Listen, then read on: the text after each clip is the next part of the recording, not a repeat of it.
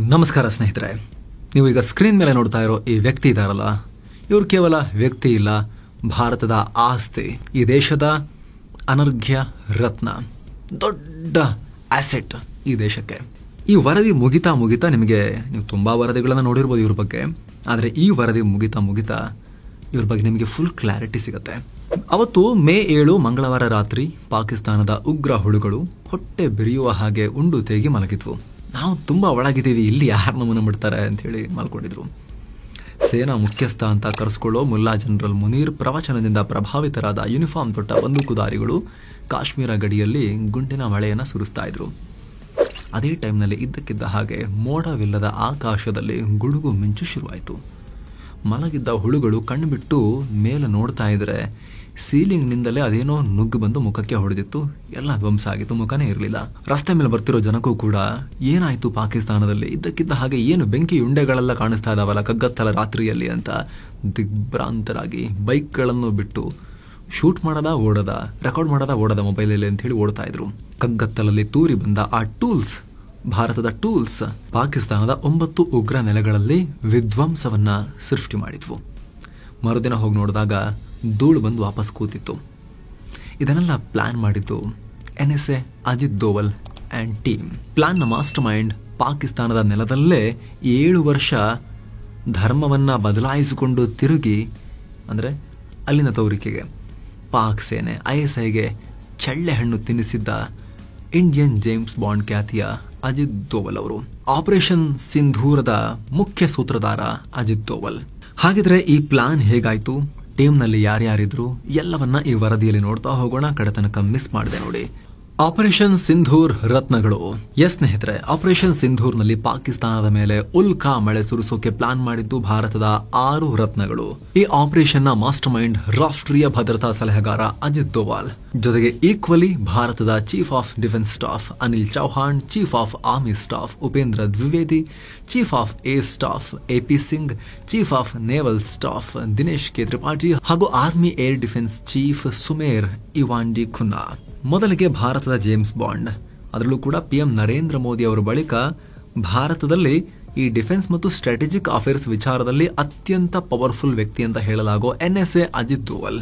ಮುಂಬೈ ದಾಳಿ ರೀತಿ ಇನ್ನೊಂದು ದಾಳಿನೇನಾದ್ರೂ ಮಾಡಿದ್ರೆ ಬಲೂಚಿಸ್ತಾನ ಕಳ್ಕೊಳ್ತೀರಿ ಅಂತ ಪಾಕ್ಗೆ ಜಂಗಾಬಲ ಅಡಗಿಸೋ ರೀತಿಯಲ್ಲಿ ವಾರ್ನಿಂಗ್ ಕೊಟ್ಟಿದ್ದ ಅಜಿತ್ ದೋವಲ್ 9 ವರ್ಷಗಳ ಹಿಂದೆ ಪಾಕಿಸ್ತಾನದ ಬಗ್ಗೆ ಸೆಟ್ ಮಾಡಿದ್ದ ಗೇಮ್ ಪ್ಲಾನ್ ಅನ್ನ ಕಳೆದ 11 ವರ್ಷ ಅಂದ್ರೆ NSA ಆಗಿ, ಅದಕ್ಕಿಂತ ಮುಂಚೆ ಕೂಡ ದೇಶ ಸೇವೆ ಮಾಡ್ತಾ ಇದ್ರು. ಜೀವನ ಪರ್ಯಂತ ಭಾರತ ಮಾತೆಯ ರಕ್ಷಣೆಯಲ್ಲಿ ಕೆಲಸ ಮಾಡಿದಂಥವ್ರು ಇವರು.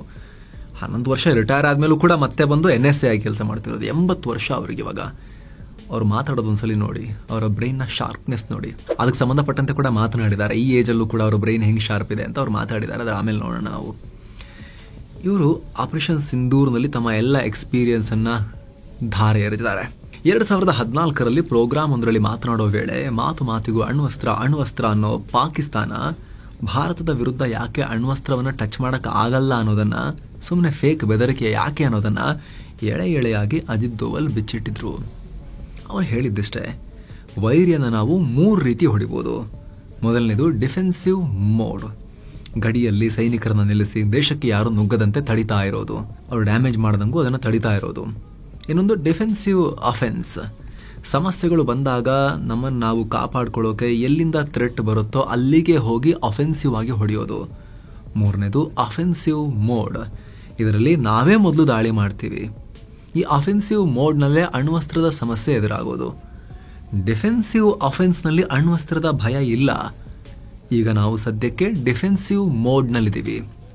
ಸ್ನೇಹಿತರೆ ನೆನಪಿರಲಿ, ಇದು 2014ರಲ್ಲಿ ಆಡಿರೋ ಮಾತುಗಳು. ಅವರು NSA ಆಗೋಕ್ಕಿಂತ ಮುಂಚಿನ ಮಾತುಗಳಿವು. ಅಲ್ಲಿ ತನಕವೂ ಕೂಡ ಭಾರತದ ಅಪ್ರೋಚ್ ಡಿಫೆನ್ಸಿವ್ ಮೋಡ್ ನಲ್ಲಿತ್ತು. ಏನು ಸ್ನೇಹಿತರೆ, ವರದಿಯಲ್ಲಿ ಮುಂದುವರಿಯುವ ಮುನ್ನ ಸಿಂಗಪುರ್ ಮಲೇಷ್ಯಾಗೆ 7 ಸ್ಯಾಂಡ್ಸ್ ಟೂರಿಸಂ ಮತ್ತೊಂದು ಟ್ರಿಪ್ ಆಯೋಜಿಸಿದೆ. ಆಫರ್ ಪ್ರೈಸ್ ₹1,05,000 ಮಾತ್ರ. Singapore Malaysia 5 night 6 day trip ಇದು. ಈ ಪ್ಯಾಕೇಜ್ ನಲ್ಲಿ flight ticket, visa, 4 star hotel stay, Indian food, AC transportation ಮತ್ತು ಕನ್ನಡ ಟೂರ್ ಮ್ಯಾನೇಜರ್ ಸೌಲಭ್ಯ ಇರುತ್ತೆ. ಎಲ್ಲೆಲ್ಲಿ ಹೋಗೋದಿರುತ್ತೆ ಅಂತ ನೋಡಿದ್ರೆ Universal Studios, Night Safari, Gardens by the the Bay, Cloud Forest, Sentosa Island cable car, Singapore city tour, Kuala city tour, Genting Highland with Batu Caves, Petronas Twin Tower ಎಲ್ಲ ಹೋಗೋದಿರುತ್ತೆ. ಹೊರಡೋ ದಿನ 19 June 2025. ಕೆಲವೇ ಸೀಟುಗಳು ಲಭ್ಯ. ಆಸಕ್ತರು ಈ ನಂಬರ್ಗೆ ಕಾಲ್ ಮಾಡಿ ನಿಮ್ಮ ಸೀಟನ್ನ ಈಗಲೇ ಬುಕ್ ಮಾಡಬಹುದು. ಬನ್ನಿ ಈಗ ವರದಿಯಲ್ಲಿ ಮುಂದುವರಿಯೋಣ. ಸೊ ದೋವಲ್ ಅಲ್ಲಿ ಆ ರೀತಿ ಹೇಳಿ ಕಂಟಿನ್ಯೂ ಮಾಡ್ತಾರೆ. ಇಲ್ಲಿವರೆಗೂ ನಾವು ಡಿಫೆನ್ಸಿವ್ ಮೋಡ್ ನಲ್ಲಿದ್ವಿ. ಯಾವಾಗ ಡಿಫೆನ್ಸಿವ್ ಅಫೆನ್ಸ್ಗೆ ಗೇರ್ ಶಿಫ್ಟ್ ಮಾಡ್ತೀವೋ ಭಾರತೀಯರು, ಆಗ ಪಾಕಿಸ್ತಾನದ ದೌರ್ಬಲ್ಯಗಳನ್ನ ಹುಡುಕಿ ಆಪರೇಷನ್ ಮಾಡೋಕೆ ಶುರು ಮಾಡ್ತೇವೆ. ಪಾಕ್ನ ಆರ್ಥಿಕತೆಯ ಆಪರೇಷನ್, ಪಾಕ್ನ ಆಂತರಿಕ ಭದ್ರತೆಯ ಆಪರೇಷನ್, ಅಲ್ಲಿನ ರಾಜಕೀಯದ ಆಪರೇಷನ್, ಅಂತಾರಾಷ್ಟ್ರೀಯ ವ್ಯವಹಾರಗಳ ಆಪರೇಷನ್, ಎಲ್ಲದರಲ್ಲೂ ಪಾಕಿಸ್ತಾನವನ್ನು ನಾವು ಅಲ್ಲೋಲ ಕಲ್ಲೋಲ ಮಾಡೋದು, ಅವರ ಉಗ್ರ ಚಟುವಟಿಕೆಗಳನ್ನು ಜಗತ್ತಿಗೆ ಎಕ್ಸ್ಪೋಸ್ ಮಾಡೋದು, ಈ ರೀತಿ ಸಾಕಷ್ಟು ಟೂಲ್ಸ್ ಇದಾವೆ. ಎಲ್ಲ ಆಪರೇಷನ್ಗೂ ರೆಡಿ ಇರ್ತೀವಿ. ಭಾರತ ಡಿಫೆನ್ಸಿವ್ ಮೋಡ್ನಿಂದ ಡಿಫೆನ್ಸಿವ್ ಆಫೆನ್ಸ್ಗೆ ಗೇರ್ ಶಿಫ್ಟ್ ಮಾಡಿರೋ ವಿಚಾರ ಪಾಕಿಸ್ತಾನಕ್ಕೆ ಗೊತ್ತಾಗ್ತಿದ್ದ ಹಾಗೇನೆ ಅವರಿಗೆ ಅದನ್ನು ತಡ್ಕೊಳ್ಳೋಕ್ಕೆ ಆಗಲ್ಲ ಅನ್ನೋದು ಮನವರಿಕೆನೂ ಆಗುತ್ತೆ. ಪಾಕಿಸ್ತಾನದ ದೌರ್ಬಲ್ಯಗಳು ಭಾರತಕ್ಕಿಂತ ತುಂಬ ಜಾಸ್ತಿ ಇದ್ದಾವೆ. ವಾಲ್ನರಬಿಲಿಟೀಸ್ ಅಂತ ಅಂದರೆ ವೀಕ್ ಪಾಯಿಂಟ್ಸ್ ಪಾಕಿಸ್ತಾನದಲ್ಲಿ ತುಂಬ ಇದ್ದಾವೆ. ಸೊ ಇನ್ನೊಂದು ಮುಂಬೈ ರೀತಿಯ ದಾಳಿ ಆದರೆ ಪಾಕಿಸ್ತಾನ ಬಲೂಚಿಸ್ತಾನವನ್ನೇ ಕಳ್ಕೊಳ್ಳೋ ರೀತಿ ಮಾಡೋಕೆ ಸಾಧ್ಯ ಇದೆ ಅಂತ ಡಿಫೆನ್ಸಿವ್ ಆಫೆನ್ಸ್ ಸ್ಟ್ರಾಟಜಿ ಬಗ್ಗೆ ಅವರು ಎಕ್ಸ್ಪ್ಲೇನ್ ಮಾಡಿದ್ರು ಡೀಟೇಲ್ ಆಗಿ ಅಜಿತ್ ದೋವಲ್ ಅವರು. ಇದು 2008-9 ಅವಧಿಯಲ್ಲಿ ಅವರು ಆಡಿರೋ ಸ್ಪೀಚಸ್ನ ಒಂದಷ್ಟು ವಿಚಾರ ನಿಮಗೆ ಹೇಳ್ತಾ ಹೋಗ್ತೀವಿ ನಾವು. Fast forward to 2025 2025. ಇವತ್ತು ಪಾಕಿಸ್ತಾನ ಎಂಥ ದುರ್ಬಲ ಪರಿಸ್ಥಿತಿಯಲ್ಲಿದೆ, ವೀಕೆಸ್ಟ್ ಪಾಯಿಂಟಲ್ಲಿದೆ. ಇವತ್ತು ಆರ್ಥಿಕವಾಗಿ ದಿವಾಳಿ ಪರಿಸ್ಥಿತಿ, ದಿನ ಬೆಳಗಾದರೆ ಭಿಕ್ಷೆ. ಆಂತರಿಕ ಭದ್ರತೆ ಹೇಗಿದೆ, ಆ ಕಡೆ ಬಲೂಚಿಗಳು ಹರಿತಾ ಇದ್ದಾರೆ, ಈ ಕಡೆ TTP ಅವರು ಖೈಬರ್ ಪಖ್ತೂನ್ಖ್ವಾದಲ್ಲಿ ಹರಿತಾ ಇದ್ದಾರೆ. ಪಾಕಿಸ್ತಾನದ ಸೆಕ್ಯೂರಿಟಿ ಸಿಸ್ಟಮನ್ನು ಹೋಲ್ ಮಾಡ್ತಾ ಇದ್ದಾರೆ. ಮುಸುಕುದಾರಿಗಳು ಭಾರತ ವಿರೋಧಿ ಉಗ್ರರನ್ನು ಟಾರ್ಗೆಟ್ ಮಾಡಿ ಹೊಡಿತಾ ಇದ್ದಾರೆ ಪಾಕಿಸ್ತಾನದಲ್ಲಿ. ರಾಜಕೀಯ ಪರಿಸ್ಥಿತಿ ಹೇಗಿದೆ, ಅಸ್ತವ್ಯಸ್ತ. ಇಮ್ರಾನ್ ಖಾನ್ ಜೈಲಲ್ಲಿಟ್ಟಿದ್ದಾರೆ. ಇಮ್ರಾನ್ ಖಾನ್ ದಂಗೆ ಹೇಳ್ತಿದ್ದಾರೆ ಪ್ರತಿದಿನ. ಸೇನೆಯನ್ನು ಉಗ್ರರು ಅಂತ ಇಮ್ರಾನ್ ಖಾನ್ ಕರೀತಿದ್ದಾರೆ. ಪೊಲಿಟಿಕಲ್ ಲೀಡರ್, ಮಾಜಿ ಪ್ರಧಾನಿ, ಅವ್ರ ಸೇನೆನ ಉಗ್ರರು ಅಂತ ಕರೀತಾ ಇದ್ದಾರೆ. ಅಂತಾರಾಷ್ಟ್ರೀಯವಾಗಿ ಆ ರಾಷ್ಟ್ರದ ಪರಿಸ್ಥಿತಿ ಹೇಗಿದೆ, ಯಾರು ಸೀರಿಯಸ್ ಆಗಿ ತಗೊಳ್ತಾ ಇಲ್ಲ. ಅಮೆರಿಕನು ಕೇರ್ ಮಾಡಲ್ಲ. ಚೀನಾ ಸುಮ್ಮನೆ ಸಾಕು ಮಗನ್ ಥರ ಟ್ರೀಟ್ ಮಾಡ್ತಾ ಇದೆ. ಬಹಳ ಏನು ರಕ್ಷಣೆಗೇನು ಹೋಗ್ತಾ ಇಲ್ಲ. ಈ ಎಲ್ಲದರ ಮಧ್ಯೆ ಭಾರತ ಪಾಕಿಸ್ತಾನದ ಒಳಗೆ ಪದೇ ಪದೇ ನುಗ್ಗಿ, ಈ ಸಲ ಅಂತೂ ತೀರಾ ಒಳಗೆ ನುಗ್ಗಿ ಅವರು ಸೇನಾ ನೆಲೆಗಳು, ಅವರ ಉಗ್ರ ನೆಲೆಗಳು ಎಲ್ಲ ಕಡೆಗೂ ನಮ್ಮ ರೀಚ್ ಇದೆ, ಕೈ ಅಲ್ಲಿವರೆಗೂ ಬರುತ್ತೆ ಅಂತ ಹೇಳಿ ವಿಧ್ವಂಸವನ್ನ ಸೃಷ್ಟಿ ಮಾಡಿ ತೋರಿಸಿದ್ದೀವಿ ಸಾಕ್ಷ್ಯ ಸಮೇತ. ಸೊ ಈ ಡಿಫೆನ್ಸಿವ್ ಅಫೆನ್ಸ್ನಲ್ಲಿ ನ್ಯೂಕ್ಲಿಯರ್ ಎಸ್ಕಲೇಷನ್ ಲೆವೆಲ್ಗೆ ಹೋಗ್ತಾ ಇಲ್ಲ. ಇದು ಹೋಗಕ್ಕೆ ಅವ್ರಿಗೂ ಆಗ್ತಾ ಇಲ್ಲ. ಭಾರತ ಆಪರೇಷನ್ ಸಿಂಧೂರ್ ಯಾಕೆ ಮಾಡ್ತು, ಹೇಗೆ ಮಾಡ್ತು, ಎಲ್ಲೆಲ್ಲಿ ಹೊಡೆದಿದೆ ಇಡೀ ಜಗತ್ತಿಗೆ ಗೊತ್ತು. ಭಾರತ ಆಕ್ಸಲರೇಟರ್ ಮೇಲೆ ಕಾಲಿಟ್ಕೊಂಡೇ ಇದ್ರೆ ಪಾಕಿಸ್ತಾನ ಬೇರೆ ದಾರಿ ಯಾವುದೇ ಇಲ್ಲದೆ ಅಣ್ವಸ್ತ್ರಕ್ಕೆ ಕೈ ಹಾಕಬಹುದು. ಅದು ಅಮೆರಿಕಗೂ ಭಯ ಇದೆ. ಇದೇ ಕಾರಣಕ್ಕೆ ಅಮೆರಿಕ ದೌಡಾಯಿಸಿದೆ. ಇದಕ್ಕೆಲ್ಲ ಕಾರಣ ಭಾರತದ ಡಿಫೆನ್ಸಿವ್ ಅಫೆನ್ಸ್ ಅಪ್ರೋಚ್. ಪಾಕಿಸ್ತಾನದ ಡೆವಿಲ್. ಪಾಕಿಸ್ತಾನದಲ್ಲಿ ಅಜಿತ್ ದೋವಲ್ ಅವರ ಬಗ್ಗೆ ಅಜಿತ್ ಡೆವಿಲ್ ಅಂತ ಒಂದು ಸಿನಿಮಾನೇ ಮಾಡಿದ್ದಾರೆ, ಮೂವಿ. ಚೆಕ್ ಮಾಡಿ ನೋಡಿ ನೀವು ಯಾವ ಲೆವೆಲ್ಗೆ ಭಯ ಇದೆ ಇವ್ರ ಬಗ್ಗೆ ಅಂತೇಳಿ. 2014 ಅಜಿತ್ ದೋವಲ್ ಅವರು ಡಿಫೆನ್ಸಿವ್ ಅಫೆನ್ಸ್ ಅಪ್ರೋಚ್ ಬಗ್ಗೆ ಮಾತನಾಡಿದಾಗ ISIನ ಮಾಜಿ ಚೀಫ್ ಜನರಲ್ ತಲತ್ ಮಸೂನ್ ಏನು ಹೇಳಿದ್ರು ಗೊತ್ತಾ? ಭಾರತದ ಸೈಕಲಾಜಿಕಲ್ ವಾರ್ಫೇರ್ನ ಮಾಸ್ಟರ್ ಮೈಂಡ್ ಈ ಅಜಿತ್ ದೋವಲ್. ಪಾಕಿಸ್ತಾನವನ್ನ ಕಳುವೈರಿ ಅಂತ ಕನ್ಸಿಡರ್ ಮಾಡ್ತಾರೆ ಇವರು ಅಂತ ಗಾಬರಿ ವ್ಯಕ್ತಪಡಿಸಿದರು. ಸ್ಟೇಟೆಡ್, ಡಾಕ್ಯುಮೆಂಟೆಡ್ ಇದು ಅವ್ರಂಗೆ ಹೇಳಿರೋದು. ಪಾಕಿಸ್ತಾನದಲ್ಲಿ ನಡೀತಾ ಇರೋ ದುರಂತ ಅನಾಹುತಗಳಿಗೆಲ್ಲ ಅಜಿತ್ ದೋವಲೇ ಕಾರಣ ಅಂತ ಪಾಕ್ ಪತ್ರಿಕೆಗಳು, TV ಚಾನೆಲ್ಗಳು ದಿನಗಟ್ಟಲೆ ಸಿನಿಮಾ ಓಡಿಸಿದ್ವು. ಭಾರಿ ವೈರಲ್ ಆಗಿತ್ತು ಅವರ ಆ ಸ್ಪೀಚ್. ಯಾಕಂದರೆ ಅಜಿತ್ ದೋವಲ್ ಬರೋಬ್ಬರಿ 7 ವರ್ಷ ಪಾಕಿಸ್ತಾನದ ಅಡಿಯಿಂದ ಮುಡಿವರೆಗೂ ಓಡಾಡಿದ್ದಂತಹ ಮನುಷ್ಯ. ಭಾರತಕ್ಕಾಗಿ ಅಲ್ಲಿ ಧರ್ಮವನ್ನ ಬದಲಾಯಿಸಿಕೊಂಡು ಗೂಢಚಾರಿಕೆ ಮಾಡಿದ್ದ ಮನುಷ್ಯ. ಕಾಶ್ಮೀರದಲ್ಲಂತೂ ಉಗ್ರ ನೆಟ್ವರ್ಕ್ ಒಳಗೆ ಕೈ ಹಾಕಿ ಆ ಉಗ್ರ ನೆಟ್ವರ್ಕ್ನಲ್ಲೇ ಕೆಲ ಉಗ್ರರನ್ನ ಡೀಲ್ ಮಾಡಿಕೊಂಡು ಸರ್ಕಾರದ ಮಾಹಿತಿದಾರರನ್ನಾಗಿ, ಇನ್ಫಾರ್ಮರ್ಸನ್ನಾಗಿ ಅವರನ್ನು ನೇಮಕ ಮಾಡಿಕೊಂಡಿದ್ದಂತಹ ಅಜಿತ್ ದೋವಲ್ ಅವರು. ಉಳಿದವ್ರನ್ನೆಲ್ಲ ಹೊಡಿಬೋದಲ್ಲ ಅವಾಗ. ಪಾಕ್ನಲ್ಲಿ ಗೂಢಚಾರಿಯಾಗಿದ್ದಾಗ ಒಂದ್ಸಲಿ ಒಬ್ಬ ಗಡ್ಡಧಾರಿ, ಒಬ್ಬ ಹಿರಿಯ ಮುಸ್ಲಿಂ ಮೌಲ್ವಿ ಒಬ್ರು ನೀನು ಹಿಂದೂ ಅಂತ ಹೇಳ್ತಾರಂತೆ ಅಜಿತ್ ದೋವಲ್ ಅವ್ರಿಗೆ. ಇದನ್ನು ಅಜಿತ್ ದೋವಲ್ ಖುದ್ದು ಅಫಿಷಿಯಲ್ ಆಗಿ ಹೇಳ್ಕೊಂಡಿದ್ದಾರೆ ಕೆಲವೊಂದಷ್ಟು ಸನ್ನಿವೇಶಗಳನ್ನ. ಅದರಲ್ಲಿ ಒಂದು ಇದು, ನೀನು ಹಿಂದೂ ಅಂತ ಹೇಳಿದ್ರಂತೆ, ಗುರುತಿಸಿದ್ರಂತೆ. ಅಜಿತ್ ದೋವಲ್ ಇಲ್ವಲ್ಲ ಅಂತ ಹೇಳಿದ್ರಂತೆ. ಆಗ ಮೌಲ್ವಿ ನನ್ನ ಜೊತೆ ಬಾ ಅಂತ ಯಾರೂ ಇಲ್ಲದ ಜಾಗಕ್ಕೆ ಕರ್ಕೊಂಡು ಹೋದ್ರಂತೆ ಅವ್ರನ್ನ. ನೋಡು ನೀನು ಹಿಂದೂನೇ ಅಂತ ಹೇಳಿದ್ರಂತೆ. ಅಜಿತ್ ದೋವಲ್ ಹಂಗೆ ಯಾಕೆ ಹೇಳ್ತಿದ್ದೀರಾ ನೀವು ಅಂತ ಕೇಳಿದಾಗ ಆ ಮುಸ್ಲಿಂ ಮೌಲ್ವಿ, ನೋಡು ನಿನ್ನ ಕಿವಿಯಲ್ಲಿ ನಿನಗೆ ಓಲೆ ಹಾಕೋಕೆ ಕಿವಿ ಚುಚ್ಚಿದ್ದಾರೆ, ಮೊದಲು ಪ್ಲಾಸ್ಟಿಕ್ ಸರ್ಜರಿ ಮಾಡಿಸಿದನ್ನು ಮುಚ್ಚಿಕೋ, ಹೀಗೆಲ್ಲ ಓಡಾಡೋದು ನಿನಗೆ ಸೇಫ್ ಅಲ್ಲ ಅಂತ ಹೇಳಿದ್ರಂತೆ. ಅದಾದಮೇಲೆ ಆ ಮೌಲ್ವಿ, ನಾನು ಯಾಕೆ ಇದನ್ನೆಲ್ಲ ನಿಂಗೆ ಹೇಳ್ತಿದ್ದೀನಿ ಗೊತ್ತಾ ಅಂತ ಕೇಳಿದ್ರಂತೆ. ಅಜಿತ್ ದೋವಲ್ ಯಾಕೆ ಹೇಳಿ ಅಂತ ಹೇಳ್ತಾರಂತೆ. ಆಗ ಆ ಮೌಲ್ವಿ, ನಾನೂ ಹಿಂದೂನೇ ಅಂತ ಹೇಳ್ತಾರಂತೆ. ನನ್ನ ಕುಟುಂಬಸ್ಥರನ್ನೆಲ್ಲ ಇಲ್ಲಿ ಹತ್ಯೆ ಮಾಡಿದ್ರು, ಈಗ ಈ ರೀತಿ ಬದುಕ್ತಾ ಇದ್ದೀನಿ ಅಂತ ಹೇಳಿದ್ರಂತೆ. ಅದೇ ರೀತಿ ಇನ್ನೊಮ್ಮೆ ಅಜಿತ್ ದೋವಲ್ ಅವರ ಡೂಪ್ಲಿಕೇಟ್ ಮೀಸೆ ಜೋತಾಡುವಾಗಲೂ ಕೂಡ ಪಕ್ಕದಲ್ಲಿದ್ದ ಮುಸ್ಲಿಂ ವ್ಯಕ್ತಿ ಮೀಸೆ ಜಾರ್ತಾ ಇದೆ ನೋಡಿ ಅಂತ ಎಚ್ಚರಿಸಿದ್ರಂತೆ. ಇದರಲ್ಲಿ ಲಾಹೋರ್ನಲ್ಲಿ ಅಂಥ ಸಿಚುವೇಶನ್ಗಳನ್ನೆಲ್ಲ ಎದುರಿಸಿ ಭಾರತಕ್ಕೆ ಇಂಟೆಲಿಜೆನ್ಸ್ ಒದಗಿಸಿದ್ದಾರೆ. ಸ್ನೇಹಿತರೆ, ಅಜಿತ್ ದೋವಲ್ ಅವರು ಹುಟ್ಟಿದ್ದು 1945ರಲ್ಲಿ ಉತ್ತರಾಖಂಡ್ನಲ್ಲಿ. 1967ರಲ್ಲಿ ಆಗ್ರಾ ಯೂನಿವರ್ಸಿಟಿಯಿಂದ MA ಗ್ರಾಜ್ಯುಯೇಟ್ ಆದರು. ಕೇರಳ ಕಾರ್ಡರ್ನಿಂದ IPSಗೆ ಎಂಟ್ರಿ ಆದರು. 1972ರಲ್ಲಿ ಮೊದಲ ಸ್ಪೈ ಆಪರೇಷನ್ ಮಿಜೋರಾಂ ಬಂಡಾಯ ಶಮನ ಮಾಡೋಕೆ ಮಿಜೋ ನ್ಯಾಷನಲ್ ಆರ್ಮಿ ಅನ್ನೋ ಬಂಡುಕೋರರ ಗುಂಪಿಗೆ ಇವರು ಸೇರ್ಕೊಂಡಿದ್ರು. ಹೋಗಿ ಗುಂಪಿನಲ್ಲಿ ಎದ್ಕೊಂಡು ಬಂಡಾಯ ಹಳ್ಳ ಹಿಡಿಸೋಕೆ ಪ್ರಯತ್ನ ಪಟ್ಟಿದ್ರು. ಯಾವ ರೇಂಜಿಗೆ ಆ ಗುಂಪೊಳಗಡೆ ಇವರು ಸೇರ್ಕೊಂಡ್ಬಿಟ್ಟಿದ್ರು ಅಂದರೆ, ಇಂಡಿಯನ್ ಆರ್ಮಿಯ ಲೆಫ್ಟಿನೆಂಟ್ ಜನರಲ್ ಒಬ್ಬರು ಇವ್ರನ್ನ ಹತ್ಯೆ ಮಾಡೋ ಪ್ಲಾನ್ ಕೂಡ ಹಾಕಿದ್ರಂತೆ, ಉಗ್ರ ಅಂತ. ಆ ವಿಚಾರವನ್ನು ಬೇರೆ ಆಫೀಸರ್ಗಳ ಹತ್ರ ಪ್ರಸ್ತಾಪ ಮಾಡಿದಾಗಲೇ ಅಜಿತ್ ದೋವಲ್ ಡಬಲ್ ಏಜೆಂಟ್ ಅಂತ ಗೊತ್ತಾಗಿದ್ದು. ಎರಡನೇ ಆಪರೇಷನ್ ಪಾಕಿಸ್ತಾನಕ್ಕೆ ಸರ್ಕಾರಿ ಏಜೆಂಟ್ ಆಗಿ ಇಂಟೆಲಿಜೆನ್ಸ್ ರವಾನೆ ಮಾಡ್ತಾ ಇದ್ರು. ISI ಏಜೆಂಟ್ ಆಗಿ ಯಾವ ಲೆವೆಲ್ಗೆ ಅಂದ್ರೆ, ಪಾಕಿಸ್ತಾನದ ಗುಪ್ತಚರ ಸಂಸ್ಥೆ ಭಾರತದ ವಿರುದ್ಧ ಇರುವಂತಹ ISI ಅದರ ಏಜೆಂಟ್ ವೇಷವನ್ನು ಧರಿಸಿದ್ರು. ಆ ವೇಷ ಧರಿಸಿ ಖಲಿಸ್ತಾನಿಗಳ ಜೊತೆ ಮೀಟ್ ಆದ್ರು, ಪಾಕಿಸ್ತಾನ ಕಡೆ ನಾನು ಅಂತ. 1988ರಲ್ಲಿ ಸರ್ಕಾರ ಖಲಿಸ್ತಾನಿಗಳ ವಿರುದ್ಧ ಮಾಡ್ತಾ ಇದ್ದ ಆಪರೇಷನ್ ಬ್ಲ್ಯಾಕ್ ಥಂಡರ್ 2ನಲ್ಲಿ ಪಾಲ್ಗೊಂಡಿದ್ರು. ಆಟೋದಲ್ಲಿ ತಾವೇ ಶಸ್ತ್ರಸಜ್ಜಿತ ಖಲಿಸ್ತಾನಿಗಳನ್ನ ತುಂಬಿಕೊಂಡು ಹರ್ಮಿಂದರ್ ಸಾಹಿಬ್ ಮಂದಿರಕ್ಕೆ ಹೋಗಿ ಅಲ್ಲಿ ಎಷ್ಟು ಜನ ಖಲಿಸ್ತಾನಿಗಳಿದ್ದಾರೆ, ಅವರ ಪೊಸಿಷನ್ ಎಲ್ಲೆಲ್ಲಿದೆ ಅನ್ನೋ ಇನ್ಫಾರ್ಮೇಶನ್ನ ಕಲೆಕ್ಟ್ ಮಾಡಿ ಬಂದಿದ್ರು. ಮೇ 9ನೇ ತಾರೀಕು ಬ್ಲ್ಯಾಕ್ ಕ್ಯಾಪ್ಸ್ ಅಂತಲೇ ಕರೆಸ್ಕೊಳ್ಳೋ NSG ಪಡೆಗಳು ಆಪರೇಷನ್ ಶುರು ಮಾಡಿದ್ರು. ಆಲ್ಮೋಸ್ಟ್ 9 ದಿನ ಆಪರೇಷನ್ ನಡೆದಿದೆ. ಕೊನೆಯ ಹಂತದಲ್ಲಿ ದೋವಲ್ ಕೂಡ ಮಂದಿರದ ಒಳಗಿದ್ರು. NSG ಪಡೆಗಳ ಸರ್ಚ್ ಆಪರೇಷನ್ಗೆ ಇನ್ಫಾರ್ಮೇಶನ್ ಕೊಡ್ತಾ ಇದ್ರು. ಈ ರೀತಿಯ ಧೈರ್ಯ ಸಾಹಸ ಪ್ರದರ್ಶನ ಮಾಡಿರೋದ್ರಿಂದ ಅಜಿತ್ ದೋವಲ್ ಕೀರ್ತಿ ಚಕ್ರ ಪ್ರಶಸ್ತಿ ಪಡೆದ ಮೊದಲ ಪೊಲೀಸ್ ಅಧಿಕಾರಿ. ಇನ್ನು 1999ರಲ್ಲಿ IC-814 ವಿಮಾನ ಅಪಹರಣ ಆದಾಗ ಉಗ್ರರ ಜೊತೆಗೆ ಮಾತುಕತೆಗೆ ಅಫ್ಘಾನಿಸ್ತಾನಕ್ಕೆ ಹೋದ ಟೀಮ್ನಲ್ಲಿ ಅಜಿತ್ ದೋವಲ್ ಇದ್ರು. 1971ರಿಂದ 1999ರವರೆಗೆ ಕನಿಷ್ಠ 15 ವಿಮಾನ ಹೈಜಾಕಿಂಗ್ ಕೇಸ್ಗಳನ್ನು ಅಜಿತ್ ದೋವಲ್ ನಿಭಾಯಿಸಿದ್ದಾರೆ. ಅವರು ಇಂಟೆಲಿಜೆನ್ಸ್ ಹೆಡ್ ಆದಮೇಲೆ ಭಾರತಕ್ಕೆ ಹೈಜಾಕಿಂಗ್ ಅಂದ್ರೇನು ಅಂತಲೇ ಮರೆತು ಹೋಗಿದೆ. 2004ರ ಜುಲೈನಿಂದ 2005ರ ಜನವರಿವರೆಗೆ ಇಂಟೆಲಿಜೆನ್ಸ್ ಬ್ಯೂರೋ ನಿರ್ದೇಶಕರಾಗಿ ಕೆಲಸ ಮಾಡಿ ರಿಟೈರ್ ಆಗಿದ್ದಾರೆ. ಅಂದರೆ UPA ಸರ್ಕಾರದ ಅವಧಿಯಲ್ಲೂ ಕೂಡ ಇವರು ಇಂಟೆಲಿಜೆನ್ಸ್ ಬ್ಯೂರೋದ ಚೀಫ್ ಆಗಿದ್ರು. 2009ರಿಂದ 2012ರವರೆಗೆ BJP ಜೊತೆಗಿದ್ರು. ವಿದೇಶಗಳಲ್ಲಿರೋ ಭಾರತದ ಕಪ್ಪು ಹಣದ ಬಗ್ಗೆ ರಿಪೋರ್ಟ್ಸ್ ಅನ್ನು ಬರೆದ್ರು. ನಂತರ ಅಣ್ಣಾ ಹಜಾರೆ ಹಾಗೂ ಬಾಬಾ ರಾಮದೇವ್ ನೇತೃತ್ವದಲ್ಲಿ ನಡೆದ ಭ್ರಷ್ಟಾಚಾರ ವಿರೋಧಿ ಚಳವಳಿಯಲ್ಲಿ ಅಜಿತ್ ದೋವಲ್ ಅವರ ಸಂಸ್ಥೆ ವಿವೇಕಾನಂದ ಇಂಟರ್ನ್ಯಾಷನಲ್ ಫೌಂಡೇಶನ್ ಹಸ್ತಕ್ಷೇಪ ಮಾಡಿರಬಹುದು, ಅವರೇ ಅದರ ಹಿಂದಿನ ಮಾಸ್ಟರ್ ಮೈಂಡ್ ಇರಬಹುದು ಅಂತ ಅಂದಿನ UPA ಸರ್ಕಾರ ಅಜಿತ್ ದೋವಲ್ ಅವರ ಮೇಲೊಂದು ಕಣ್ಣಿಟ್ಟಿತ್ತು ಅಂತ ಹೇಳಲಾಗುತ್ತೆ. ಇನ್ನು 2014ರಲ್ಲಿ PM ಮೋದಿ ಅಧಿಕಾರಕ್ಕೆ ಬರ್ತಿದ್ದ ಹಾಗೆ ದೋವಲ್ ಅವರನ್ನ ದೇಶದ 5ನೇ ರಾಷ್ಟ್ರೀಯ ಭದ್ರತಾ ಸಲಹೆಗಾರನಾಗಿ ನೇಮಕ ಮಾಡಲಾಗಿತ್ತು. ಪಾಕಿಸ್ತಾನದ ಅತಿ ದೊಡ್ಡ ನೈಟ್ ಮೇರ್ ಇದು. ಅಜಿತ್ ದೋವಲ್ ಅವಧಿಯಲ್ಲಿ ಭಾರತ ಡಿಫೆನ್ಸಿವ್ ಮೋಡ್ನಿಂದ ಡಿಫೆನ್ಸಿವ್ ಅಫೆನ್ಸ್ ಮೋಡ್ಗೆ ಕ್ಲಿಯರ್ ಆಗಿ ಗೇರ್ ಶಿಫ್ಟ್ ಮಾಡಿದ ರಿಸಲ್ಟ್ ಇವತ್ತು ಕಾಣಿಸ್ತಾ ಇದೆ. ಅಧಿಕಾರಕ್ಕೆ ಬಂದ 2ನೇ ವರ್ಷದಲ್ಲೇ ಇದನ್ನು ಪಾಕಿಸ್ತಾನಕ್ಕೆ ಮನವರಿಕೆ ಮಾಡಿಕೊಟ್ರು. ಉರಿ ದಾಳಿ ನಂತರ 2016ರಲ್ಲಿ ಪಾಕಿಸ್ತಾನದ ಒಳಗೆ ಭಾರತ ಸರ್ಜಿಕಲ್ ಸ್ಟ್ರೈಕ್ ನಡೆಸಿತು. ಅದನ್ನು ಅಜಿತ್ ದೋವಲ್ ಸೂಪರ್ವೈಸ್ ಮಾಡಿದ್ರು. 2019ರಲ್ಲಿ ಪುಲ್ವಾಮಾ ನಂತರ ಬಾಲಾಕೋಟ್ ಆಪರೇಷನ್ ಪ್ಲಾನ್ ಮಾಡಿದ್ದು ಅಜಿತ್ ದೋವಲ್. ಆ ದಾಳಿ ನಂತರ 24 ಗಂಟೆಗಳಲ್ಲಿ ಅಭಿನಂದನ್ ವರ್ಧಮಾನ್ ಭಾರತಕ್ಕೆ ವಾಪಸ್ ಬಂದಿದ್ದಕ್ಕೂ ಕೂಡ ಕಾರಣ ಅಜಿತ್ ದೋವಲ್. 2017ರಲ್ಲಿ ಡೋಕ್ಲಾಂ ಬಿಕ್ಕಟ್ಟಿನ ನಂತರ ಭಾರತ ಮತ್ತು ಚೀನಿ ಪಡೆಗಳು ಹಿಂದೆ ಸರಿದಿದ್ರಲ್ಲಿ ಪ್ರಮುಖ ಪಾತ್ರ ವಹಿಸಿದ್ದು ಅಜಿತ್ ದೋವಲ್. ಈಗ ಆಪರೇಷನ್ ಸಿಂಧೂರ್ ಡಿಸೈನ್ ಮಾಡಿರೋ ಮಾಸ್ಟರ್ ಮೈಂಡ್ ಅಜಿತ್ ದೋವಲ್.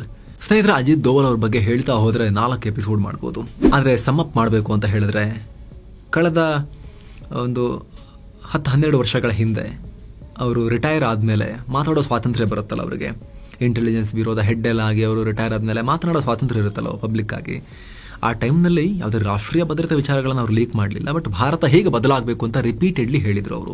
ಆ ಒಂದು 4-5 ವರ್ಷಗಳ ಗ್ಯಾಪ್ ಇತ್ತಲ್ಲ ರಿಟೈರ್ಡ್ ಲೈಫ್ ಅವ್ರದ್ದು, ಆ ಟೈಮ್ನಲ್ಲಿ ಬೇರೆ ಬೇರೆ ಯೂನಿವರ್ಸಿಟಿಗಳಿಗೆ ಹೋಗಿ, ಬೇರೆ ಬೇರೆ ಕಾಲೇಜ್ಗಳಿಗೆ ಹೋಗಿ, ಸೆಮಿನಾರ್ಗಳಲ್ಲೆಲ್ಲ ಅಟೆಂಡ್ ಮಾಡಿ ಭಾರತ ಹೆಂಗೆ ಬದಲಾಗಬೇಕು ಅಂತ ಹೇಳ್ತಾ ಇದ್ರು. ಅದರಲ್ಲಿ ಆ ದೇಶಭಕ್ತಿ, ಆ ಉತ್ಕಟತೆ, ಆ ದೇಶ ಚೆನ್ನಾಗಾಗಬೇಕು ಅನ್ನೋ ಹಂಬಲ ಕಾಣಿಸ್ತಾ ಇತ್ತು.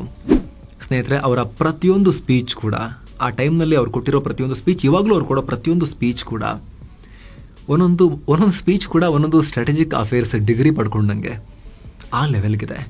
ಸೊ ಅವರು ಅವತ್ತೆಲ್ಲ ಏನೆಲ್ಲ ಆಗಬೇಕು, ಹೆಂಗೆ ಬದಲಾಗಬೇಕು, ದೇಶ ಏನು ಮಾಡಬೇಕು ಅಂತ ಹೇಳ್ತಾ ಇದ್ರು, ಅದೆಲ್ಲ ಈಗ ಇಂಪ್ಲಿಮೆಂಟ್ ಆಗಿದೆ ಲಾಸ್ಟ್ 10-11 ಇಯರ್ಸಲ್ಲಿ. ಪ್ರೈಮ್ ಮಿನಿಸ್ಟರ್ ಮೋದಿಗೆ ಕ್ರೆಡಿಟ್ ಇವ್ರನ್ನ ಅಪಾಯಿಂಟ್ ಮಾಡಿದಾಗ ಕೊಡಬೇಕು, ಆದರೆ ಭಾರತದ ನೀತಿಯಲ್ಲಿ ಇಷ್ಟೆಲ್ಲ ಬದಲಾವಣೆ ಆಗಿರೋದಕ್ಕೆ ಕ್ರೆಡಿಟ್ ನಾವು ಅಜಿತ್ ದೋವಲ್ ಅವರಿಗೇನೆ ಕೊಡಬೇಕು ಸ್ನೇಹಿತರೆ. ಭಾರತದ ರಣನೀತಿ ಕಂಪ್ಲೀಟ್ ಬದಲಾಗಿದೆ, ಈಗ ಚೇಂಜ್ ಆಗಿದೆ. ಅವರೊಂದು ಕ್ಲಿಯರ್ ಕಟ್ ಆಗಿ ಅವರೊಂದು ಸ್ಪೀಚಲ್ಲಿ ಹೇಳ್ತಾ ಇದ್ರು, ನಾವು ನಮ್ಮ ಸಾಮರ್ಥ್ಯಕ್ಕಿಂತ ಕಮ್ಮಿ ಸಾಮರ್ಥ್ಯವನ್ನು ಜಗತ್ತಿಗೆ ತೋರಿಸೋದ್ರೆ ಏನು ಪ್ರಯೋಜನ ಇದೆ? ನನ್ನ ಜೇಬಲ್ಲಿ 50,000 ರೂಪಾಯಿ ಇದೆ, ಆದರೆ ನಾನು ಯೂಸೇ ಮಾಡಲ್ಲ ಅಂತ ಹೇಳಿದ್ರೆ ಉಪವಾಸ ಬಿದ್ದು ಸಾಯ್ತೀನಿ. I will die from starvation ಅಲ್ವಾ? ಏನು ಪ್ರಯೋಜನ ಇದೆ? ಶಕ್ತಿ ಇರಬೇಕು, ಕ್ಷಣ ಕ್ಷಣಕ್ಕೂ ಶಕ್ತಿಯನ್ನು ಜಾಸ್ತಿ ಮಾಡ್ಕೊಳ್ತಾ ಹೋಗಬೇಕು, ಜೊತೆಗೆ ಆ ಶಕ್ತಿಯನ್ನು ಪ್ರೊಜೆಕ್ಟ್ ಮಾಡಬೇಕು. ಆ ಶಕ್ತಿಯಿಂದ ನಮ್ಮ ಎದುರಾಳಿಗಳಿಗೆ, ಅಡ್ವರ್ಸರಿಗೆ, ನಮಗೆ ಹಾನಿ ಮಾಡೋಕೆ ಬರೋರಿಗೆ ಏನು ಮಾಡಬಲ್ಲಿವಿ ನಾವು ಅನ್ನೋದನ್ನ ತೋರಿಸ್ಕೊಡ್ತಾ ಇರಬೇಕು, ಡಿಟರ್ ಮಾಡಬೇಕು ಅವ್ರನ್ನ ನಮ್ಮ ಸುದ್ದಿಗೆ ಬರೆದಿರೋ ಹಾಗೆ. ಇಲ್ಲ ಅಂದರೆ ಶಕ್ತಿ ಇದೆ ಅಂತ ಸುಮ್ಮನೆ ಕೂತ್ಕೊಂಡಿದ್ರೆ, ಯೂಸ್ ಮಾಡೋಕೆ ಧೈರ್ಯ ತೋರಿಸಿಲ್ಲ ಅಂದರೆ ಏನು ಪ್ರಯೋಜನ ಅನ್ನೋದು ಅವ್ರ ಮಾತಾಗಿತ್ತು ಅವತ್ತು. ಆ ಮಾತುಗಳು ಇವತ್ತು ಭಾರತದ ಸೆಕ್ಯೂರಿಟಿ ಡಾಕ್ಟ್ರಿನ್ ಆಗಿ ಹೋಗಿದಾವೆ, ಬದಲಾಗಿರೋ ಭಾರತದ ರಕ್ಷಣಾ ನೀತಿಯ ಭಾಗ ಆಗಿ ಹೋಗಿದಾವೆ. ಒಂದು ಮಾತಿದೆ, ಲಾಸ್ಟ್ 10-11 ಇಯರ್ಸಲ್ಲಿ ಒಂದು ಮಾತಿದೆ ಭಾರತದಲ್ಲಿ. ಜೈಶಂಕರ್ ಅವರು ಫಾರಿನ್ ಮಿನಿಸ್ಟರ್, ಆದರೆ ಪೂರ್ಣ ಪ್ರಮಾಣದ ಫಾರಿನ್ ಮಿನಿಸ್ಟರ್ ಅಲ್ಲ, ಅವರು ಮುಕ್ಕಾಲು ಫಾರಿನ್ ಮಿನಿಸ್ಟರ್ ಅವರು. ಆದರೆ ರಾಷ್ಟ್ರೀಯ ಭದ್ರತಾ ಸಲಹೆಗಾರ ಅಜಿತ್ ದೋವಲ್ ಅವರು 3 ರೋಲ್ ನಿಭಾಯಿಸ್ತಿದ್ದಾರೆ. ಅವರು ಅರ್ಧ ರಾಷ್ಟ್ರೀಯ ಭದ್ರತಾ ಸಲಹೆಗಾರ, ಇನ್ನರ್ಧ ರಕ್ಷಣಾ ಸಚಿವ, ಇನ್ನರ್ಧ ಫಾರಿನ್ ಮಿನಿಸ್ಟರ್ ಅಂತ ಹೇಳಿ ಅವರನ್ನ ಕನ್ಸಿಡರ್ ಮಾಡಲಾಗುತ್ತೆ. ವಿಶೇಷವಾಗಿ ಭಾರತದ ಸುತ್ತಮುತ್ತಲಿನ ರಾಷ್ಟ್ರಗಳಿದಾವಲ್ಲ, ವಿಶೇಷವಾಗಿ ಪಾಕಿಸ್ತಾನ, ಬಾಂಗ್ಲಾದೇಶ, ನೇಪಾಳ, ಶ್ರೀಲಂಕಾ, ಮಯನ್ಮಾರ್, ಚೈನಾ, ಭೂತಾನ್, ಈ ಭಾರತದ ನೇಬರ್ಹುಡ್ ಪಾಲಿಸಿ ಏನಿದೆ ಅದು ಎಲ್ಲವೂ ಅಜಿತ್ ದೋವಲ್ ಅವರೇ ಹ್ಯಾಂಡಲ್ ಮಾಡೋದು ಅಂತ. ಅನ್ಅಫಿಷಿಯಲ್ ಇದು, ಅಫಿಷಿಯಲ್ ಆಗೋದನ್ನೆಲ್ಲ ಹೇಳೋಕ್ಕಾಗಲ್ಲ, ಯಾಕಂದ್ರೆ ಮಿನಿಸ್ಟರ್ಸ್ ಇದ್ದಾರೆ ಅದಕ್ಕೆ ಸಂಬಂಧಪಟ್ಟಂತೆ. ಬಟ್ ಅನ್ಅಫಿಷಿಯಲ್ ಇದೆಲ್ಲವನ್ನ ಹ್ಯಾಂಡಲ್ ಮಾಡ್ತಿದ್ದಾರೆ ಅಂತ. ಈ ರಾಷ್ಟ್ರಗಳೊಂದಿಗಿನ ನಮ್ಮ ಎಲ್ಲ ಆಸ್ಪೆಕ್ಟ್ಸ್, ವಿದೇಶಾಂಗ ನೀತಿ, ರಕ್ಷಣಾ ನೀತಿ, ಸ್ಟ್ರಾಟಜಿಕ್ ಅಫೇರ್ಸ್, ಎಲ್ಲದರ ಮಾಸ್ಟರ್ ಮೈಂಡ್ ಅಜಿತ್ ದೋವಲ್ ಅಂತ ಅವ್ರನ್ನ ಗುರುತಿಸಲಾಗುತ್ತೆ. ವಿದೇಶಿ ಬೇರೆ ಬೇರೆ ಫಾರಿನ್ ಮಿನಿಸ್ಟರ್ಗಳೆಲ್ಲ ಕಾಲ್ ಮಾಡಿದಾಗ, ರಕ್ಷಣಾ ಸಚಿವರೆಲ್ಲ ಕಾಲ್ ಮಾಡಿದಾಗ ಎಷ್ಟೋ ಸಲ ನಿಜ ರಾಜನಾಥ್ ಸಿಂಗ್ ಅವರೊಟ್ಟಿಗೂ ಮಾತಾಡ್ತಾರೆ, ಜೈಶಂಕರ್ ಅವರೊಟ್ಟಿಗೂ ಮಾತಾಡ್ತಾರೆ, ಆದರೆ ಎಷ್ಟೋ ಸಲ ಕಾಲ್ಸ್ ಅಜಿತ್ ದೋವಲ್ ಅವ್ರಿಗೆ ಹೋಗಿರುತ್ತೆ. ಮೊನ್ನೆ ಸೀಸ್ ಫೈರ್ ಆದಮೇಲೆ ಚೀನಿಯರು ಪಾಕಿಸ್ತಾನದವರಿಗೆ ಮತ್ತೆ ಒಂದು ಗಲಾಟೆ ಆಗ್ಬೇಕಾರೆಲ್ಲ ತೆಪ್ಪು ಕೂತು ಗಲಾಟೆ ಆದಮೇಲೆ ಪಾಕಿಸ್ತಾನದೊಂದಿಗೆ ಯಾವಾಗಲೂ ಇರ್ತೀವಿ ಅನ್ನೋ ಸ್ಟೇಟ್ಮೆಂಟ್ ಕೊಟ್ಟರಲ್ಲ. ನೆಕ್ಸ್ಟ್ ಕಾಲ್ ಬಂದಿದ್ದು ಯಾರಿಗೆ ಗೊತ್ತಾ? ಭಾರತದಲ್ಲಿ ಫಾರಿನ್ ಮಿನಿಸ್ಟರ್ ವಾಂಗ್ ಯಿ, ಜಿನ್ಪಿಂಗ್ರ ಅತ್ಯಾಪ್ತ. ಅವ್ರು ಯಾರಿಗೆ ಕಾಲ್ ಮಾಡಿದ್ದು? ಜೈಶಂಕರ್ ಅವರಿಗಲ್ಲ, ಅವ್ರು ಕಾಲ್ ಮಾಡಿದ್ದು ಅಜಿತ್ ದೋವಲ್ ಅವರಿಗೆ. ಸೊ ಅಜಿತ್ ದೋವಲ್ ದೇಶದ ದೊಡ್ಡ ಆಸ್ತಿ ಸ್ನೇಹಿತರೆ. ತುಂಬಾ ಹೇಳ್ಬೋದು ಅವ್ರ ಬಗ್ಗೆ, ಹೇಳ್ತಾ ಹೋದ್ರೆ ನೆವರ್ ಎಂಡಿಂಗ್ ಹೇಳ್ತಾ ಹೋಗ್ಬೋದು. ಮುಕ್ತ ಕಂಠದಿಂದ ಅವ್ರನ್ನ ನಾವು ಹೊಗಳಬೇಕು, ಅವ್ರನ್ನ ಸೆಲೆಬ್ರೇಟ್ ಮಾಡಬೇಕು ನಾವು. ಸೊ ಸ್ನೇಹಿತರೆ, ಕಡೆದಾಗಿ 2 ಪಾಯಿಂಟ್. ಅವರಿಗೆ 80 ವರ್ಷ, ದೇವರವರಿಗೆ ಸುದೀರ್ಘವಾದ ಜೀವನವನ್ನು ಕೊಡಲಿ. ತುಂಬಾ ದೊಡ್ಡ ಆಸ್ತಿ ಅವರು ನಮಗೆ. ಅವರ ಸರ್ವಿಸ್ ಈ ದೇಶಕ್ಕೆ ತುಂಬಾ ಬೇಕು ಇನ್ನೂ ಕೂಡ. ಅವರಿಗೆ ದಣಿವರಿಯದೆ ಕೆಲಸ ಮಾಡೋ ಶಕ್ತಿಯನ್ನು ಮತ್ತು ದೀರ್ಘಾಯುಷ್ಯ ಸಿಗಲಿ ಅಂತ ನಾವು ಪ್ರೇ ಮಾಡೋಣ, ಹಾರೈಸೋಣ ನಾವು. ಜೊತೆಗೆ ಈ ಏಜ್ನಲ್ಲೂ ಕೂಡ, ಯಂಗ್ ಏಜ್ನಲ್ಲೇ ಸೋಫಾದಿಂದ ಹಿಂಭಾಗವನ್ನು ಎತ್ತಿ ಓಡಾಡೋಕೆ ಸೋಂಬೇರಿತನ ತೋರಿಸುವಂತಹ ಯುವ ಸಮೂಹ ನಮ್ಮ ದೇಶದಲ್ಲಿ ನೋಡ್ತಾ ಇದ್ದೀವಿ ನಾವು. ಆದರೆ ಅಜಿತ್ ದೋವಲ್ 80ರ ವಯಸ್ಸಲ್ಲೂ ಕೂಡ ರಿಟೈರ್ ಆದಮೇಲೆ IPS ನೋಡಿ, IPS ಆದಮೇಲೆ ಎಷ್ಟೋ ಜನ ಆರಾಮ್ ಜೀವನ ನಡೆಸ್ತಾರಲ್ವಾ. ಆದರೆ ಇವರು ನೋಡಿ, IPS ಆಫೀಸರ್, ಒಬ್ಬ ಗುಪ್ತಚರನಾಗಿ ಯಾವುದೋ ಒಂದು ಶತ್ರು ರಾಷ್ಟ್ರದಲ್ಲಿ ಐಡೆಂಟಿಟಿಯನ್ನು ಮರೆಮಾಚಿಕೊಂಡು ಜೀವನ ನಡೆಸಬೇಕಲ್ಲ, ಹಂಗೆ ಬದುಕಿದ್ರು. ಸುದೀರ್ಘ ಕಷ್ಟದ ಜೀವನ ನಡೆಸಿದ್ರು. ಭಾರತ ಮಾತೆಗೋಸ್ಕರ ರಿಸ್ಕಿ ಲೈಫ್ ಲೀಡ್ ಮಾಡಿದ್ರು. ಪ್ರಾಣವನ್ನು ಪಣಕ್ಕಿಟ್ಟ ಉಗ್ರರ ನಡುವೆನೇ ಜೀವನ ಕಳೆದ್ರು, ದೇಶದ ಒಳಗೆ ಹೊರಗೆ ಎಲ್ಲ. ರಿಟೈರ್ ಆದಮೇಲೂ ಕೂಡ ಅವರು ಸುಮ್ಮನಿರಲಿಲ್ಲಲ್ಲ. ವಿವೇಕಾನಂದ ಇಂಟರ್ನ್ಯಾಷನಲ್ ಫೌಂಡೇಶನ್ ಅಂತ ಹೋದಲ್ಲೆಲ್ಲ ದೇಶಭಕ್ತಿ ಬಗ್ಗೆ ಮಾತನಾಡ್ತಾ ಇದ್ರು. ಅದಾದಮೇಲೆ ಮತ್ತೆ ನ್ಯಾಷನಲ್ ಸರ್ವಿಸಿಗೆ ಬಂದರು, ನ್ಯಾಷನಲ್ ಸೆಕ್ಯೂರಿಟಿ ಅಡ್ವೈಸರ್ ಆಗಿ. ಮತ್ತೀಗ 11 ವರ್ಷ ಆಯಿತು ನಾನ್ ಸ್ಟಾಪ್ ಸರ್ವ್ ಮಾಡ್ತಾ ಇದ್ದಾರೆ. ಸೊ ಅವ್ರಿಗೆ ಕೇಳಿದ್ರು, ಹಿಂಗೆ ರಿಟೈರ್ ಆದಮೇಲೂ ಕೂಡ ನಮಗೆ ತುಂಬ ಜನ IPS ರಿಟೈರ್ಗಳಿದ್ದೀವಿ, ಸ್ವಲ್ಪ ಹೇಳಿ ನೀವು ಹೆಂಗೆ ನೀವು ನಿಮ್ಮ ಬ್ರೈನನ್ನು ಅಷ್ಟೇ ಆ್ಯಕ್ಟಿವ್ ಇಟ್ಕೊತೀರಾ, ಅಷ್ಟೊಂದು ವಿಚಾರಗಳಲ್ಲಿ ಕ್ಲಾರಿಟಿ ಹೆಂಗೆ 60ಕ್ಕೆ ಅರಳು ಮರಳು ಅಂತ ಹೇಳ್ತಾರೆ, ಹೆಂಗೆ ಸಾಧ್ಯ ಅಂತ. ಅಜಿತ್ ದೋವಲ್ ಅವರು ಹೇಳಿದ್ರು, ಈ ಬ್ರೈನ್ ಇದೆಯಲ್ಲ ಅದು ಸ್ಪಾಂಜ್ ಇದ್ದ ಹಾಗೆ. ಅದರಲ್ಲಿ ಸ್ಮಾಲ್ ಪೋರ್ಸ್ ಇರುತ್ತಲ್ಲ, ಅದೆಲ್ಲ ಕ್ಲಿಯರ್ ಇದ್ದಾಗ ನೀವು ನೀರಿಗೆ ಹಾಕೊಂಡ್ರೆ ನೀಟಾಗಿ ಅಬ್ಸರ್ವ್ ಮಾಡ್ಕೊಳ್ಳುತ್ತೆ, ಅದು ನೀರನ್ನು ಅಬ್ಸರ್ವ್ ಮಾಡ್ಕೊಳ್ಳುತ್ತೆ. ಆದರೆ ಅದರಲ್ಲಿ ಮಣ್ಣು ತುಂಬಿಕೊಂಡಿದ್ದಾಗ, ಆ ಸ್ಪಾಂಜಲ್ಲಿ ಮಣ್ಣು ತುಂಬಿಕೊಂಡಿದ್ದಾಗ, ಅದು ಬ್ಲಾಕೇಜ್ ಇದ್ದಾಗ ಅದರ ನೀರನ್ನು ಹೀರುವ ಸಾಮರ್ಥ್ಯ ಕಮ್ಮಿ ಆಗುತ್ತೆ. ಜೊತೆಗೆ ಆ ಸ್ಪಾಂಜನ್ನು ಶುದ್ಧವಾಗಿರೋ ನೀರಿಗೆ ಅದ್ದಿದ್ರೆ ಶುದ್ಧವಾಗಿರೋ ನೀರನ್ನು ಅದು ಅಬ್ಸರ್ವ್ ಮಾಡ್ಕೊಳ್ಳುತ್ತೆ, ಕೊಳಚೆಗೆ ಅದ್ದಿದ್ರೆ ಕೊಳಚೆಯನ್ನು ಅದು ಅಬ್ಸರ್ವ್ ಮಾಡ್ಕೊಳ್ಳುತ್ತೆ. ಸೊ ಯಾವಾಗಲೂ ಕೂಡ ಕೂಲ್ ಆಗಿರಬೇಕು, ಕಾಮ್ ಆಗಿರಬೇಕು. ಬ್ರೈನನ್ನು ಒಳ್ಳೆ ಕೆಲಸಗಳಿಗೆ, ಯಾವುದಕ್ಕೂ ಅಸೂಯೆ ಪಡದೆ, ಯಾರ ಬಗ್ಗೆನೂ ಜಲಸಿ ಮಾಡದೆ, ಕೆಟ್ಟದ್ದು ಯೋಚನೆ ಮಾಡದೆ ಖಾಲಿ ಇಟ್ಕೊಂಡಿರಬೇಕು, ಫ್ರೀ ಆಗಿರಬೇಕು. ಕೆಲಸ ಸಿಗ್ತಾ ದೇಶ ಸೇವೆ ಮಾಡೋಕ್ಕೆ ಮಾಡು, ಇಲ್ಲ ಅಂದರೆ ಲೈಫ್ ಈಸ್ ಬ್ಯೂಟಿಫುಲ್, ಕೂಲಾಗಿ ನಿನ್ನ ಪಾಡಿಗೆ ನಿನ್ನ ಲೈಫ್ ಎಂಜಾಯ್ ಮಾಡ್ತಿರು. ಅದು ನನ್ನ ಪಾಲಿಸಿ. ಮೈಂಡನ್ನು, ನನ್ನ ಬ್ರೈನನ್ನು ನಾನು ಒಳ್ಳೆ ವಿಚಾರಗಳಿಗೆ ಮಾತ್ರ ಖಾಲಿ ಇಟ್ಟಿರ್ತೀನಿ, ವೇಸ್ಟ್ ವಿಚಾರಗಳಿಗೆ ಯೂಸ್ ಮಾಡಲ್ಲ ಅನ್ನೋ ಒಂದು ಮಾತನ್ನು ಹೇಳಿದ್ರು. ಸೊ ಸ್ನೇಹಿತರೆ, ಅಗೇನ್ ಹೇಳ್ತಿದ್ದೀನಿ, ಅಜಿತ್ ದೋವಲ್ ಈ ದೇಶದ ಆಸ್ತಿ. ಈ ಸಂದರ್ಭದಲ್ಲಿ ಇವತ್ತಂತೂ ನಮಗೆ ಆಪರೇಷನ್ ಸಿಂಧೂರ್ ಬಳಿಕ ಅವ್ರನ್ನ ಸೆಲೆಬ್ರೇಟ್ ಮಾಡೋಕೆ, ಅಜಿತ್ ದೋವಲ್ ಅವ್ರನ್ನ ಸೆಲೆಬ್ರೇಟ್ ಮಾಡೋಕೆ, ಅವ್ರನ್ನ ಗುಣಗಾನ ಮಾಡೋಕೆ, ಮುಕ್ತ ಕಂಠದಿಂದ ಹೊಗಳೋಕೆ ತುಂಬ ರೀಸನ್ಸ್ ಇದ್ದಾವೆ. ಇನ್ನಷ್ಟು ಸ್ಟ್ರಾಂಗ್ ರೀಸನ್ಸ್ ನಮಗೆ ಸಿಕ್ಕಿದ್ದಾವೆ. ಸೊ ಅವರು ಗಟ್ಟಿಮುಟ್ಟಾಗಿರೋ ಟೈಮ್ನಲ್ಲೇ, ಅವರು ತುಂಬ ಆ್ಯಕ್ಟಿವ್ ಆಗಿರೋ ಈ ಟೈಮ್ನಲ್ಲೇ ಅವರ ಗರಡಿಯಲ್ಲಿ ಇನ್ನೊಂದಷ್ಟು ಮಿನಿ ಅಜಿತ್ ದೋವಲ್ಗಳನ್ನು ತರಬೇತಿ ಕೊಡಿಸುವ ಕೆಲಸ ಆಗಲಿ, ಇವರ ಕೆಳಗಡೆ ರಿಯಲ್ ಟೈಮ್ ಎಕ್ಸ್ಪೀರಿಯನ್ಸ್ ಪಡೆಯೋ ಕೆಲಸ ಆಗಲಿ, ಫ್ಯೂಚರ್ನಲ್ಲಿ ನಮ್ಮ ಜೀವಮಾನಕ್ಕೆ ಭಾರತ ಇರೋದಲ್ವಲ್ಲ, ಸಾವಿರಾರು ವರ್ಷಗಳ ಹಿಂದೆನೇ ಇತ್ತು, ಮುಂದೆನೂ ಇರಬೇಕಲ್ವಾ. ಸೊ ಆ ಒಂದು ಪರಂಪರೆ ಕಂಟಿನ್ಯೂ ಆಗಲಿ, ಒಂದಷ್ಟು ದೋವಲ್ ಶಿಷ್ಯಂದರು ರೆಡಿ ಆಗಲಿ ಅನ್ನೋದು ಕೂಡ ನಮ್ಮ ಆಶಯ. ಬೇಕು ಭಾರತಕ್ಕೆ, ಮುಂದಿನ ಸಾವಿರಾರು ವರ್ಷಗಳಿಗೂ ಕೂಡ ಬೇಕಲ್ಲ ಪರಂಪರೆ. ಮತ್ತೆ ಭೇಟಿ ಆಗ್ತಿರೋಣ. ನಮಸ್ತೆ.